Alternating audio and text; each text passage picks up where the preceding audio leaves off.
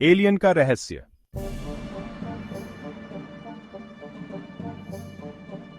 गांव का अंधेरा शांत था। आकाश साफ था, लेकिन आधी रात के समय एक तेज रोशनी ने सबका ध्यान अपनी ओर खींचा। आसमान से एक चमकती हुई वस्तु धरती की ओर गिरने लगी। यह किसी उल्का या तारे जैसी नहीं थी। सिद्धपुर गांव के पास के जंगल में अचानक तेज धमाका हुआ। जमीन हिल उठी और आसमान कुछ देर तक रोशनी से जगमगा गया।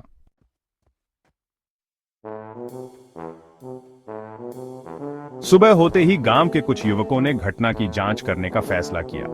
जंगल के बीच में पहुंचने पर उन्होंने देखा कि वहां कोई अजीब वस्तु पड़ी है। वह सिल्वर रंग की, गोल आकार की और धरती के किसी भी विज्ञान से परे थी। तभी उसमें से एक दरवाजा खुला और बाहर आया एलियन।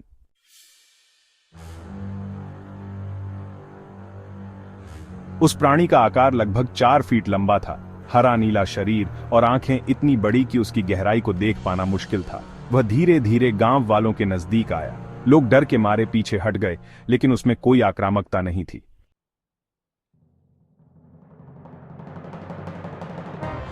तभी गांव के 12 वर्षीय बालक रवि ने सबसे बड़ी हिम्मत दिखाई। वह एलियन के पास गया और उसके साथ संवाद करने की कोशिश करने लगा।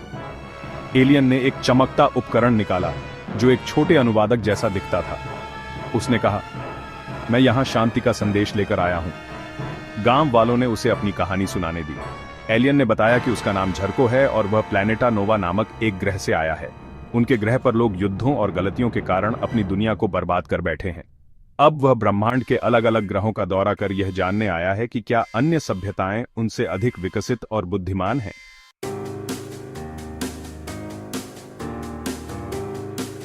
झरको ने दिखाया कि उसके पास कितनी अद्भुत तकनीकें हैं। उसने गांव में सूखी फसलों को हरा भरा कर दिया। कुछ बीमार लोगों को छूकर ही ठीक कर दिया। गांव की महिलाओं को पानी भरने के लिए दूर नहीं जाना पड़ा, क्योंकि उसने जमीन से पानी निकालने के लिए एक ऊर्जा स्रोत दिया। लोग अब उसे भगवान समझने लगे, लेकिन झरको बार बार कहता रहा, मैं यहां जांच करने आया हूं, पूजा करने के लिए नहीं।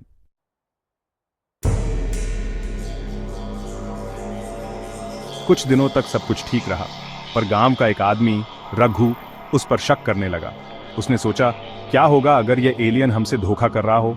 क्या यह हमारी दुनिया पर कब्जा करना चाहता है? रघु ने गांव वालों को भड़काने की कोशिश की। उसने कहा, वह हमें इन चीजों से लुभा रहा है, लेकिन उसका असली मकसद छिपा हुआ है। गांव के लोग असमंजस में पड़ गए।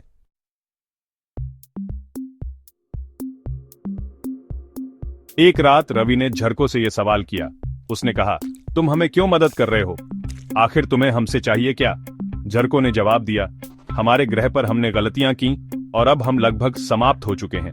मैं देखना चाहता हूं कि पृथ्वी के लोग भी वही गलतियां दोहराएंगे या बेहतर बन सकते हैं। तुम लोग युद्ध, लालच और पर्यावरण विनाश को क्यों बढ़ावा देते हो?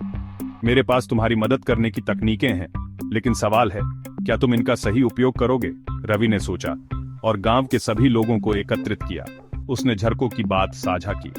गांव के बुजुर्ग बोले, हमें समझदारी से फैसला लेना होगा। लालच और संघर्ष से हमारी पृथ्वी को भी खतरा हो सकता है।